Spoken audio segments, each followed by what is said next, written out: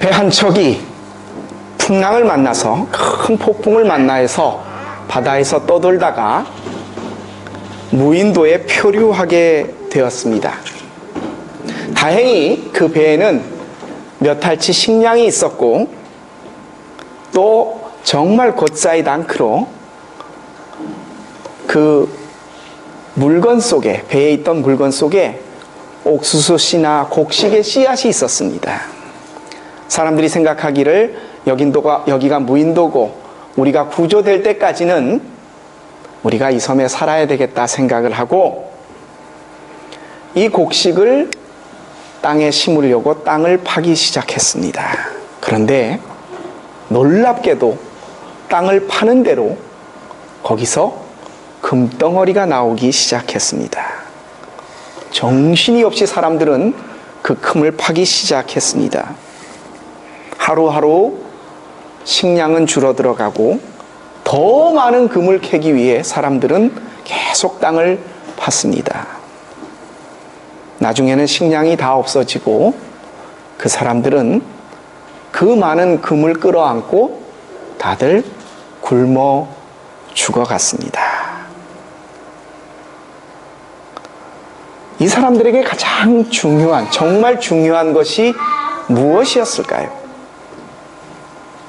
예수님은 천국을, 하나님의 나라를 밭에 감추어진 보물과 같다라고 말씀하십니다.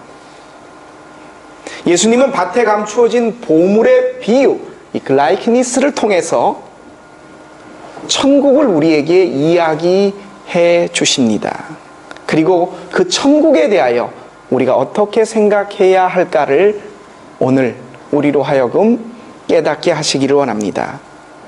하나님이 주시는 말씀에 귀를 기울이는 우리가 되시기를 원합니다. 한 농부가 밭을 갈다가 털컥 쟁기에 뭐가 걸립니다. 꺼내서 열어보니 엄청난 보물이 그 속에 들어 있습니다. 여러분, 그 보물은 누구의 것입니까? 원래는 정확히 말하면 그 밭 주인 거예요. 하지만 밭 주인은 거기에 보물이 있는지 모릅니다. 보물을 발견한 농부는 그것을 다시 묻어두고 얼른 집으로 돌아옵니다. 그리고 부인에게 얘기하고 자기의 있는 집의 모든 것을 다 페어카우펜합니다. 알레스 페어카우펜 모든 것을 다 팔아서 뭐합니까? 그 보물이 묻혀있는 밭을 삽니다. 이 농부가 합법적으로 그 보물을 가질 수 있는 방법은 그 밭을 사는 겁니다. 그 밭을 자기 것으로 만드는 거예요. 그 감추어져 있는 보물을 내 것으로 되기 위해서 그 농부는 자기의 모든 것을 다 팝니다. 그리고 그 밭을 삽니다. 이 이야기 속에서 예수님은 바로 감추어진 보물이 힘멜라이, 천국과 같다고 말씀하십니다. 예수님은 이 땅에 오시며 첫 하신 말씀이 회개하고 복음을 믿으라. 에반겔리움을 우리에게 가져오셨어요. 바로 이 예수님 그리고 그분이 말씀하신 복음 자체가 우리에게는 보물이 됩니다. 예수님이 전해주신 복음, 그분이 우리의 보물입니다. 그런데 이 예수님의 복음을 들은 사람들은 그것으로 하늘을 가질 수 있는 것이 아닙니다. 내 것으로 만들어야, 힘멜라이히가 내 것이 돼야 그때야 진짜 보물이 됩니다. 여러분, 밭을 간다고 보물이 내 것 되는 거 아닙니다. 보물을 발견했다고 해서 그것이 내 것이 되는 것이 아닙니다. 그 밭을 사서 그 보물을, 그 밭을 내 것으로 만들어야 진짜 부자가 됩니다. 예수님이 우리에게 전해준 복음도 마찬가지입니다. 여러분, 교회 간다고 다 예수 믿는 거 아닙니다. 예수님에 관한 복음을 들었다고 해서 다 내 것이 되는 게 아닙니다. 그 복음을 내 것으로 만드는 사람만이 천국을 가질 수 있습니다. 그래서 그것은 페어보르겐, 감추어져 있는 것입니다. 누구나 다 볼 수 있는 게 절대 아닙니다. 교회 나온다고 다 천국을 가지는 거 아닙니다. 예수 그리스도와 그분의 말씀이 진리라는 것을 내가 깨닫고 발견해서 그 하나님 나라에 들어가기 위한 삶을 사는 사람만이 천국을 가질 수 있습니다.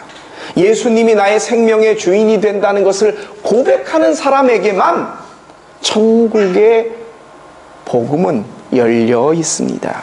내가 그 말씀에 복종하고 그 말씀대로 살 때에 비로소 우리는 천국을 소유한 사람이 됩니다.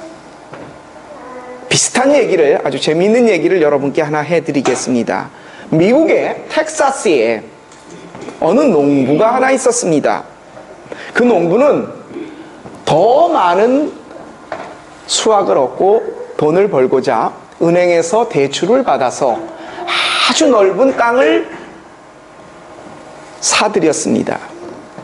그리고 거기다 농사를 지으려고 했는데 해필 그 몇 년 새에 아주 가뭄이 많이 들어 흉작이 되었습니다.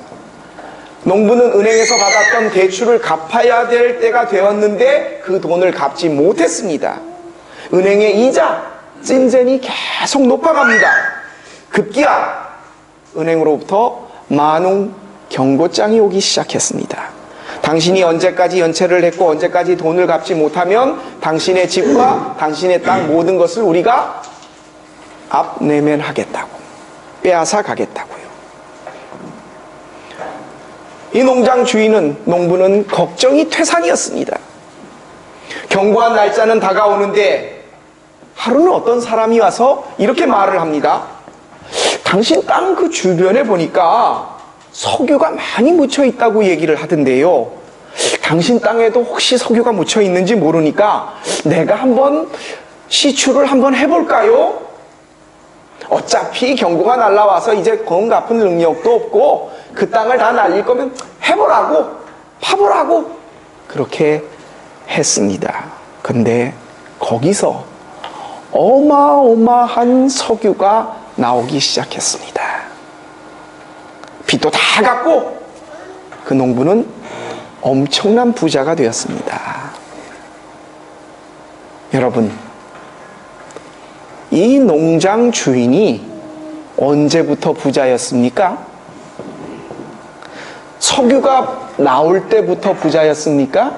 아니요! 이 사람은 그 땅을 자기 것으로 샀을 때부터 원래 부자였었어요. 근데 그걸 자기가 부자인 줄 몰랐던 거지요. 이 농장 주인에게 땅을 판 사람이 석유가 그렇게 많이 묻혀 있다는 것을 알았더라면 그걸 팔았겠습니까? 그 가치를 몰랐지요. 그 농장을 산 농부도 마찬가지였고요. 석유는 원래부터 거기 있었고 그 밭을 사는 순간부터 농부는 자기도 모르는 사이에 부자였던 겁니다. 단지 몰랐을 뿐이지요. 이 실제 이야기 속에 석유가 오늘 비유에 나오신 예수님이 말씀하신 하나님의 나라와 거의 비슷합니다. 묻혀있는 석유, 예수님이 말씀하신 숨겨진 보화 하나님의 나라, 그것을 발견했을 때의 농부가 어떻게 자기의 태도를 바꿨는지, 자기의 삶이 어떻게 변화됐는지를 보면 천국을 소유한 사람의 삶을 알 수 있습니다. 자기의 재산을 다 팔아서 그 밭을 사들였습니다. 그 밭의 가치는 바로 보물이 묻혀있는 실제 그 가치였습니다. 여기서 우리는 아주 중요한 비밀을 하나 발견할 수 있습니다. 여러분, 천국의 가격이 얼마냐고요? 천국의 가치는 내게 지금 가지고 있는, 내가 가지고 있는 가장 소중한 것과 비교해서 천국의 가격이 정해집니다. 내게 있는 어떤 값비싼 것, 집이 되었건 자동차가 되었건 은행에 들어있는 또 다른 폐업물건이 되었건 내 자녀가 되었건 내 회사건, 내가 갖고 있는 가장 비싸고 소중한 것보다 천국이 더 비싸야 내 것을 팔아 그것을 삽니다. 왜냐하면 천국이 내가 가진 어떠한 것보다 소중하지 않다고 생각하는 사람은 거기에 투자를 안 해요. 그것을 내 것으로 만들고 싶어 하지 않습니다. 즉, 천국은 내가 가지고 있는 어떠한 것보다 귀하다고, 단 1센트라도 귀해야 그것을 내가 가질 수 있습니다. 내가 가지고 있는 그것을 포기하고 천국을 가지는 것. 예수 그리스도가 우리 신앙인의 보물이다. 그분이 주신 생명의 말씀이 보물이다. 믿음대로 사는 것이 천국을 사는 신앙인의 삶이다. 여러분 묻습니다. 그래서 여러분 부자 되셨나요? 여러분 부자라고 생각하십니까? 천국 보물을 발견한 부자인 우리가 그 엄청난 것을 가지고 있는데 저나 여러분의 우리들의 일상을 보면 그렇게 부자라는 느낌이 안 들어요.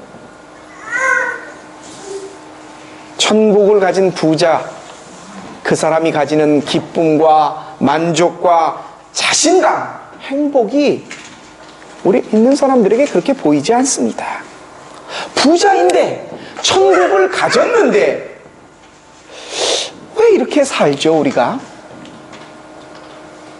가만히 생각해 봤더니 예수님이 우리에게 이렇게 말씀하시는 것 같습니다. 보물? 천국? 니들이 나를 발견했긴 했는데 보물로 알고 기뻐하면서 그것을 사서 그 복음의 주인이 되었는데 이젠 시들시들해졌니? 가치가 없어졌니? 아니면 잃어버렸니?